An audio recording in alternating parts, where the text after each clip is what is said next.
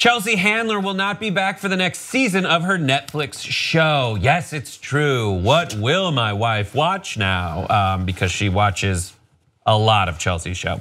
Like so many across the country, says Chelsea Handler in her release on Instagram. She says, the past presidential election and countless events that have unfolded since have galvanized me. From the national level down to the grassroots, it's clear our decisions at the ballot box next year will mark a defining moment for our nation. I've decided not to return for another season and instead devote as much time as I can to becoming more knowledgeable and engaged as a citizen and to focus on projects that have significance to me. She wants to be better informed, go speak at colleges and meet people she wouldn't have otherwise met.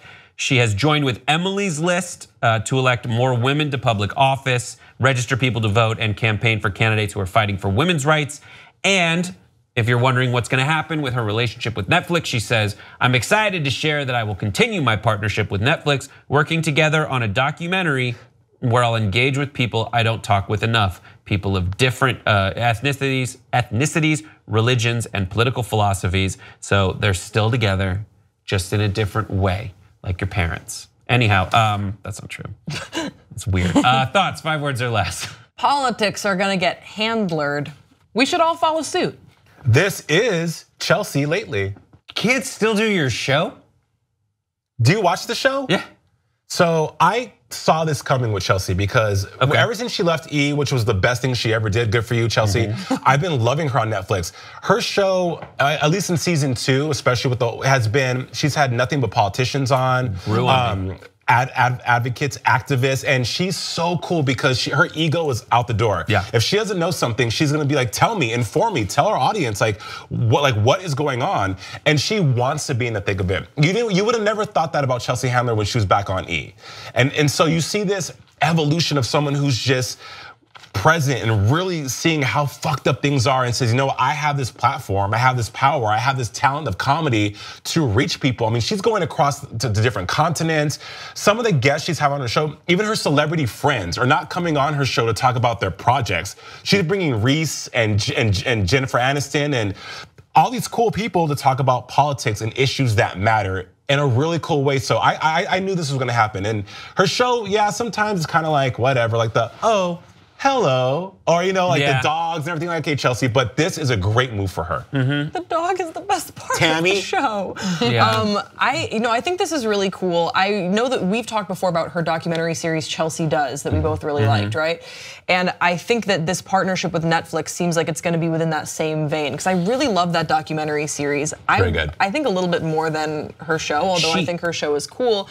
But it does remind me a little bit of a segment that I've seen Sarah Silverman do on her new show on Hulu called I Love You America, which is basically Sarah Silverman goes to pockets of the country that maybe are unfamiliar with who she is and maybe voted differently than she did. And she has dinner and she just talks to them and they find commonalities and differences. And the whole point of the segment is to leave without anyone hating each other, but you don't necessarily have to agree, but just to grow together. So if it's anything like that, Sarah Silverman and Chelsea Handler are very different, but I like that approach of really leaning in and trying to understand each other. The country's incredibly divided, but I think that one thing that always bonds us is our love of humor. Yeah. Right? Love to laugh, live, laugh, love. People love that. People do. Live, laugh, love. You get that on like a Target thing. You frame it in your house. Live, laugh, love forever. I found Por vida. So I just don't see why she couldn't keep doing a version of her show. She has 2 kinds of show that she does. There's one that's your traditional talk show where she comes and does her desk piece and then she does a bumper and then she goes and does a field piece, whatever. But she does entire episodes where she sits and talks to people, like a group of people. It's more of a dinner party with folks, but like, I don't know. Like, why do you need to go stop your show if I smell other things? I'm like, maybe I'm a little too cynical. Where it's a lot. I think it's a lot of work, and I think that I don't know her at all, but I think that maybe she wants to begin this new chapter really intentionally and make a deliberate breakaway from what we've known Chelsea to do. She's like, okay, you've known that I can do a show like this. You saw me on E, you saw me on Netflix. Now I'm gonna do something really different and I wanna only focus on that so that I'm not so that I can release a project that I'm completely proud of and I didn't only just give half my brain to for half That's the year. true, but I don't think it's so much of a branding thing, because that's like, because the Chelsea show and Chelsea Handler is a serious brand. But I think that maybe for her, this is more meaningful to her. Maybe she's tired of being in a studio and doing this, and maybe throughout the course of the second season. I feel like the first season was like her getting her feet wet. Then the second season really was more hard hitting because of what's going on in the world.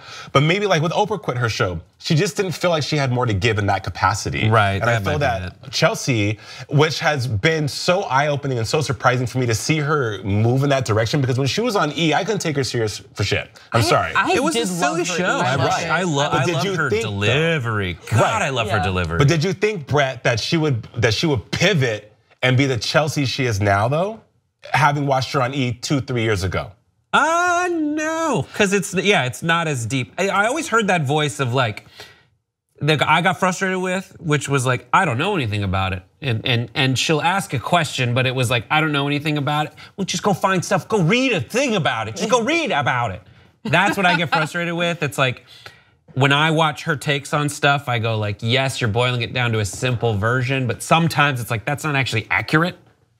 She gets it wrong sometimes, and then writes it off to like, but I'm just like curious and might be wrong. But like now you have a responsibility to get it right because you have this outlet. Do you watch Chelsea? So I only watched like Chelsea lately on E. I haven't watched her show on Netflix, but did you watch the documentary Chelsea Does? No, I haven't.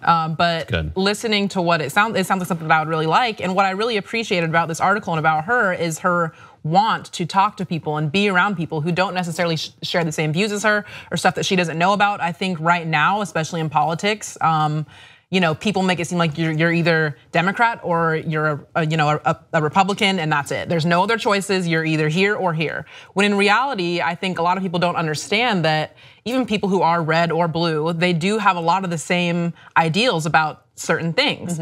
So I think my 5 words were let's all follow suit, because I think even just as a normal peasant, as I like to call us, you can still take those ideas and be like, okay, I may not agree with this person fully, but I think it is important to come together as a nation and to understand why this person feels this way, and maybe they can try to understand why I feel this way too.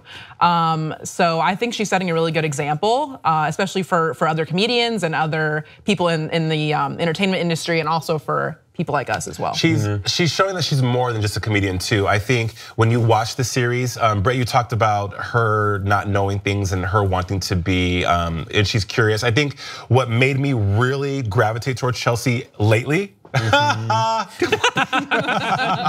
is that lack of ego and that lack of listen. Come to me, bring what's the verse?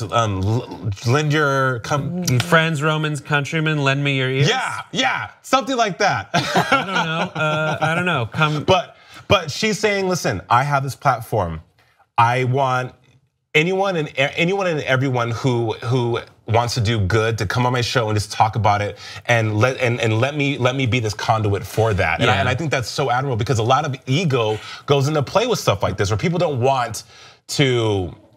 They want to know it all. Right. And Chelsea clearly doesn't. Yeah, and she does always follow, like she starts a segment with, here's what I know about fencing or whatever it is, and then she'll be like 4 things, and then the next segment will be her learning more. And what you're saying is so valuable because if you're on Netflix doing your show, it's just you, your writer's room, and the audience who came to see you because they love you. You're in your bubble, getting out and seeing people, and then relating that back. That's why I think shows like I Love You America, which I haven't seen yet but I know exists, and United Shades of America with Kamau Bell on CNN, and whatever Chelsea ends up doing are very valuable, because what ends up happening is we're in our own echo chamber, and then we get frustrated when the views of the general public end up shocking us out of this conceived notion of what we had before.